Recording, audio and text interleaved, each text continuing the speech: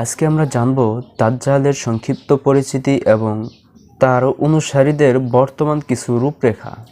দাজ্জাল পৃথিবীতে সবচাইতে ভয়ঙ্কর যে মানুষের ঈমান হরণকারী হবে। কিয়ামতের আলামতগুলোর মধ্যে অন্যতম দাজ্জালের আবির্ভাব। দাজ্জাল সম্পর্কে আল্লাহ রাসূল সাল্লাল্লাহু আলাইহি ওয়াসাল্লাম বলেছেন। আবু হুযায়ফা রাদিয়াল্লাহু আনহু বর্ণনা করেন, মুসলিম শরীফের হাদিসে দাজ্জালের পরিচিতি সম্পর্কে আল্লাহ রাসূল সাল্লাল্লাহু আলাইহি ওয়াসাল্লাম বলেছেন, দাজ্জাল হবে কানা, অর্থাৎ তার একটি চোখ কানা থাকবে এবং তার চোখগুলো থাকবে আঙ্গুলের মতো ফোলা ফোলা।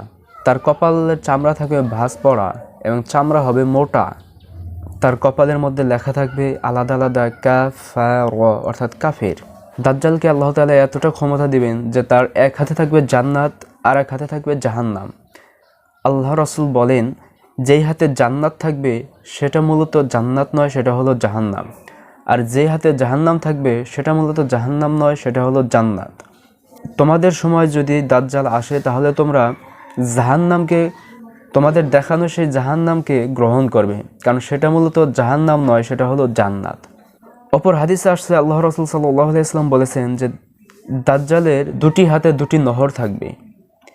একটি নহর হলো সাদা ঠান্ডা সুমিষ্টি পানি, অপর হাতে থাকবে আগুনের লীলা, আগুনের পানি।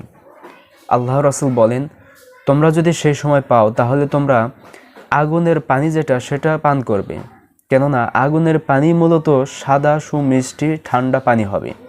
আর যেটা তোমাদেরকে দেখানো হবে সাদা সুমিষ্টি ঠান্ডা পানি, সেটা মূলত আগুনের পানি। দাজ্জালের ক্ষমতা আল্লাহ তাআলা অনেক দিবেন। দাজ্জাল তিনি নিজেকে আল্লাহ দাবি করে, তিনি জান্নাত জাহান্নাম দেখিয়ে পুরো পৃথিবীতে ভ্রমণ করবেন এবং মানুষদেরকে ঈমান হারা করে দেবেন, কিন্তু মদিনা মুনাওয়ারায় তিনি প্রবেশ করতে পারবে না।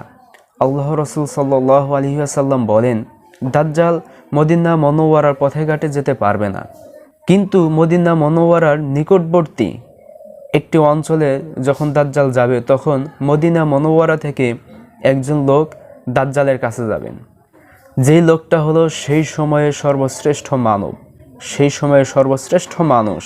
লোকটা দাজ্জালের কাছে যাবে, যাওয়ার পর দাজ্জালকে বলবে, তুমি যে দাজ্জাল এ বিষয়ে আমার কোনো সন্দেহ নেই, তুমি নিঃসন্দেহে দাজ্জাল। তোমার বিষয়ে আল্লাহ রাসূল সাল্লাল্লাহু আলাইহি ওয়াসাল্লাম আমাদেরকে অনেক আগে শিখিয়েছেন, সতর্ক করে দিয়েছেন, জানিয়ে দিয়েছেন। দাজ্জাল তখন লোকদেরকে উদ্দেশ্য করে বলবে, হে লোক সকল, আমি যদি এই লোককে এখন হত্যা করি এবং আবার জীবিত করি তাহলে কি তোমাদের আমার ব্যাপারে কোনো সন্দেহ থাকবে? তখন লোক সকল বলবে, না, কোনো সন্দেহ থাকবে না। তখন দাজ্জাল সেই লোককে হত্যা করবে, আবার জীবিত করবে।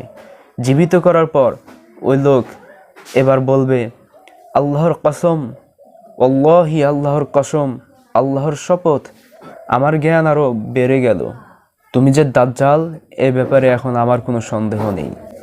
তারপর আর দাজ্জাল তাকে হত্যা করতে পারবে না, আর হত্যা করতে পারবে না। ওই লোক সম্পর্কে ইসহাক রহমতুল্লাহ আলাইহি তিনি বলেন যে ওই লোক হলেন খিজির আলাইহিস সালাম।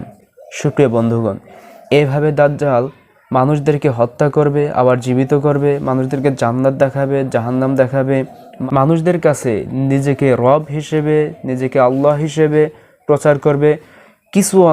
অধিকাংশ মানুষ তাকে রব হিসেবে, আল্লাহ হিসেবে গ্রহণ করে নেবে। সম্মানিত বন্ধুগণ, মানুষ কিন্তু দেখবে যে তার কপালে লেখা কাফার স্পষ্ট লেখা থাকবে এবং শিক্ষিত অশিক্ষিত সকলেই সেটা পড়তে পারবে, বুঝতে পারবে। তারপরেও কিছু মানুষ ব্যতীত, অর্থাৎ ঈমানদার মানুষ ব্যতীত অধিকাংশ মানুষ তার অনুসরণ করবে।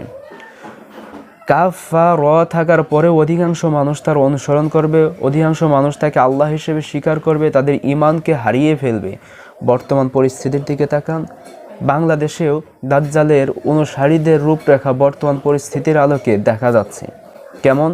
সেটা হলো, বাংলাদেশের দিকে তাকান, সেই সময় যেরকম কাফা র স্পষ্ট থাকার পরেও মানুষ দাজ্জালের অনুসরণ করবে, দাজ্জালকে আল্লাহ হিসেবে মেনে নেবে, ঈমানকে বিক্রি করে দেবে। আজও দেখেন যে বাংলাদেশে এত অত্যাচার করা হলো, এত নির্যাতন করা হলো, এত জুলুম করা হলো, কত মায়ের বুককে খালি করা হলো, কত বোনকে বাইহারা করা হলো, কত সন্তানকে মা বাবা হারা করা হলো, কত মানুষকে নির্বিধায় অত্যাচার করে হত্যা করা হলো, বিনা দোষে বিনা কারণে মামলা দেওয়া হলো। আমরা দেখেছি যে 2006 সালে লগি বৈঠার হত্যাকাণ্ড, আমরা দেখেছি 2009 সালে বাংলাদেশ সেনা কর্মকর্তা ঊর্ধ্বতন কর্মকর্তা 57 জনকে হত্যা করা হয়েছে। আমরা দেখেছি 2013 সালে আলেম ওলামাদেরকে, মাদ্রাসা ছাত্রদেরকে কিভাবে হত্যা করা হলো। 2024 সালে আমরা দেখলাম যে ছাত্রদেরকে কিভাবে বিনা কারণে বিনা দোষে পাখির মতো গুলি করে হত্যা করা হচ্ছে। জনগণের উপর কিভাবে অত্যাচারের স্টিম রোলার চালানো হলো নিজের গদিকে টিকিয়ে রাখার জন্য। কত মানুষকে মিথ্যা মামলা দেওয়া হলো।